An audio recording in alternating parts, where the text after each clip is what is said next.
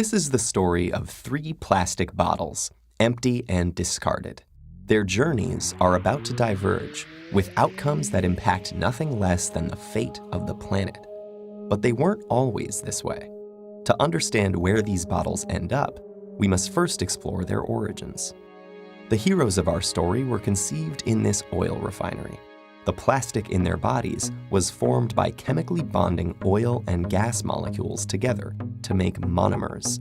In turn, these monomers were bonded into long polymer chains to make plastic, in the form of millions of pellets. Those were melted at manufacturing plants and reformed in molds to create the resilient material that makes up the triplets' bodies. Machines filled the bottles with sweet, bubbly liquid, and they were then wrapped, shipped, bought, opened, consumed, and unceremoniously discarded. And now here they lie, poised at the edge of the unknown. Bottle 1, like hundreds of millions of tons of his plastic brethren, ends up in a landfill.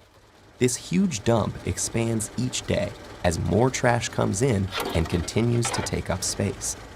As plastics sit there being compressed amongst layers of other junk, rainwater flows through the waste and absorbs the water-soluble compounds it contains, and some of those are highly toxic. Together, they create a harmful stew called leachate, which can move into groundwater, soil, and streams, poisoning ecosystems and harming wildlife. It can take bottle 1 an agonizing 1,000 years to decompose. Bottle 2's journey is stranger, but unfortunately no happier. He floats on a trickle that reaches a stream that flows into a river, and a river that reaches the ocean. After months lost at sea, he's slowly drawn into a massive vortex where trash accumulates, a place known as the Great Pacific Garbage Patch.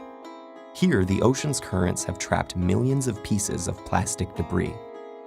This is one of 5 plastic-filled gyres in the world's seas, places where the pollutants turn the water into a cloudy plastic soup. Some animals, like seabirds, get entangled in the mess.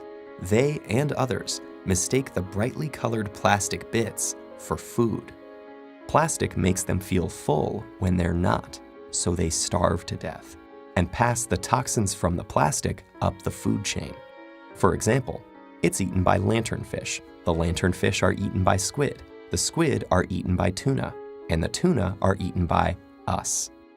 And most plastics don't biodegrade, which means they're destined to break down into smaller and smaller pieces called microplastics, which might rotate in the sea eternally. But Bottle 3 is spared the cruel purgatories of his brothers. A truck brings him to a plant where he and his companions are squeezed flat and compressed into a block. Okay, this sounds pretty bad too, but hang in there. It gets better. The blocks are shredded into tiny pieces, which are washed and melted so they become the raw materials that can be used again. As if by magic, Bottle 3 is now ready to be reborn as something completely new.